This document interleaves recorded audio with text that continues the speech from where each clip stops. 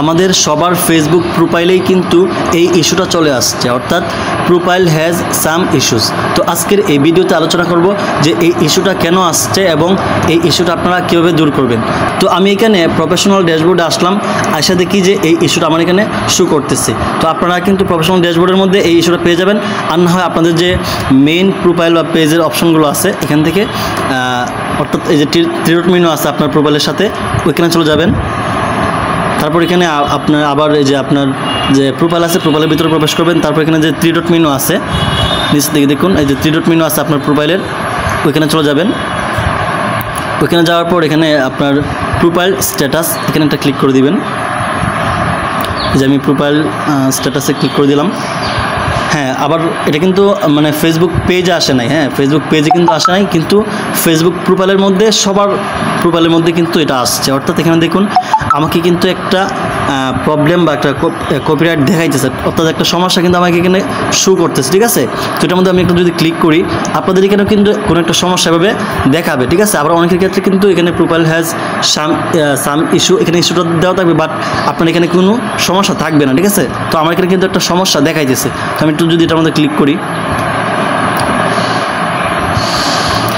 এখানে আবার একটা জিনিস আপনাদেরকে দেখাই। এখানে দেখুন যে নিচের দিকে দেওয়া আছে যে ডিসেম্বর 25 তারিখ 2024 কিন্তু আমার এই ইস্যুটা আসছে। অর্থাৎ এই ইস্যুটা কিন্তু আমার আসছিল এই মানে ডিসেম্বরের 25 তারিখে আমি এই ইস্যুটা দূর করে ফেলছিলাম। অর্থাৎ আমার এখানে কিন্তু সব টিক মার্ক দেওয়া আসছিল, তাও কিন্তু চলে আসছে। অর্থাৎ আগের ইস্যুটাকে লক্ষ্য করে কিন্তু এখানে আমাকে ইস্যুটা দিয়ে দিচ্ছে, ঠিক আছে। এটার মধ্যে আমি ক্লিক করি তাহলে কিন্তু আবার এখানে দেখুন আরেকটা পোস্ট দেখাচ্ছে যার মধ্যে আমি একটা প্রবলেম করছিলাম, ঠিক আছে। অর্থাৎ এখানে একজনের মানে বিপজ্জনক একজন ব্যক্তির নাম নিয়েছিলাম, আমি নামটা আবার বলতেছি না, এখানে আপনারা দেখতে পারতেছেন। তো এই পোস্টটা কিন্তু আমি মানে 25 ডিসেম্বর আবার রিভিউ করছিলাম। তো রিভিউ করার পরে এটা মানে রিমুভ হয়ে গেছিলো ফেসবুক থেকে, এবং আমি নিজেও কিন্তু এটা দূর করে ফেলছিলাম, ঠিক আছে। তাও কিন্তু এখানে আমাকে ইস্যুটা দেখাচ্ছে। তো প্রথমেই বলি যে এই ইস্যুটা আসলে কেন আসছে। হ্যাঁ, আমি একটু ক্লিয়ার করে বলি যে এই ইস্যুটা কেন আসছে, ঠিক আছে। এখান থেকে আমরা যদি প্রফেশনাল ড্যাশবোর্ডে যাই তখন কিন্তু আমাদেরকে এই ইস্যুটা আমাদের প্রোফাইলে শো করে।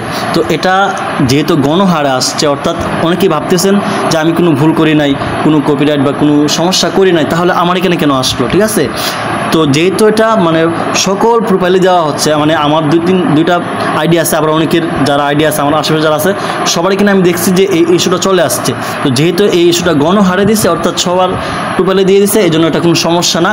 হয়তো ফেসবুকের আপডেটের কারণেই এরকমটা হয়ে গেছে। অনেকের ক্ষেত্রে কিন্তু আগেও কিন্তু এরকমটা হয়েছে, হ্যাঁ অনেক সময় যে ইনকামের ক্ষেত্রে বা মনিটাইজেশন ক্ষেত্রে কিন্তু এরকম উল্টাপাল্টা হয়েছে। তো এটাও কিন্তু একটা হতে পারে, অর্থাৎ আপনার এখানে কোনো সমস্যা করেন নাই বা কোনো প্রবলেম নেই, তাও কিন্তু আপনাকে ইস্যু দিয়ে দিচ্ছে, ঠিক আছে। এটা হতে পারে ফেসবুকের একটা আপডেটের কারণে। আর যদি ওটা চলে আসে তাহলে এটা কীভাবে রিমুভ করবেন সেটা আমি আপনাদেরকে দেখাবো। এখান থেকে যে ভিউ ডিটেলস আছে এখানে ক্লিক করলে কিন্তু যে আমি আগে যে জায়গায় গেছিলাম ওইখানে আমাকে নিয়ে যাবে। অর্থাৎ এখানে কিন্তু আপনি যে ভুলটা করছেন সেটা কিন্তু আপনাকে এখানে দেখাবে, ঠিক আছে। বা এখানে একাধিক থাকলে একাধিক দেখাবে। তো এখানে আমি যেটা ভুল করছি এটার মধ্যে আমি ক্লিক করে দিব। হ্যাঁ, তারপর এখানে কিন্তু আমার যে ভুলটা কিন্তু এখানে আছে, ঠিক আছে। এখানে দেখুন আমার এই পোস্টের মধ্যে আমি ভুল করছিলাম, এটা কিন্তু এখানে আছে। তো একটু নিচের দিকে দেখুন এখানে সি অপশন, ঠিক আছে, এখানে একটা ক্লিক করে দিবেন, ঠিক আছে। এখানে একটা ক্লিক করলে আপনাকে দেখুন আমার এখানে কিন্তু রিভিউ করা আছে, ঠিক আছে। এখানে দেখুন আমি 25 ডিসেম্বর 2024 এটা রিভিউ করছে, এমনকি মানে দূরও হয়ে গেছিলো। তারপরে মানে এখন দেখাইতেছে হয়তো কোনো একটা আপডেটের কারণে। তো আপনারা যদি এখানে রিভিউ না করেন তাহলে এখানে অনেকগুলো অপশন আসবে।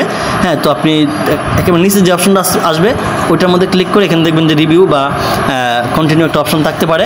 যদি না মানে আপনি আগে থেকে রিভিউ করে থাকেন, মানে আমার মতো হয়ে থাকে যে আগে ইস্যু ছিল ওই ইস্যুটার মানে বদলতে এখন ইস্যুটা শো করতেছে, এরকম যদি হয় তাহলে কিন্তু এখানে এই অপশনটা আসবে। আর যদি আপনি নতুন কোনো কপিরাইট বা কোনো মানে কমিউনিটি স্ট্যান্ডার্ড লঙ্ঘন করে থাকেন তাহলে কিন্তু আপনার এখানে যেটা বললাম আগে, যেখানে অনেকগুলো অপশন আসবে এখান থেকে নিচেটা সিলেক্ট করে ওখানে কন্টিনিউ বা রিভিউ অপশনে ক্লিক করলে কিন্তু রিভিউটা ফেসবুকের কাছে চলে যাবে। তারপর কয়েকদিন পরে কিন্তু আপনার এই ইস্যুটা দূর করে দেবে। আর তাও যদি দূর না হয় তাহলে কীভাবে দূর করবেন, এই যে আমি যেখানে আসি অর্থাৎ এখানে কিন্তু আমার ইস্যুটা শো করতেছে, ঠিক আছে।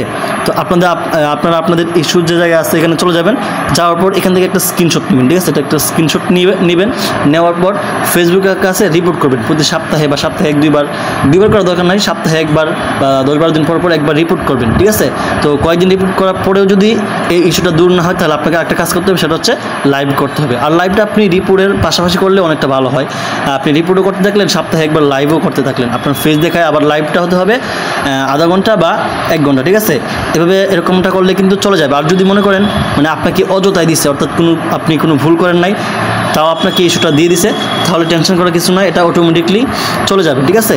আশা করি বিষয়টা বুঝতে পারছেন।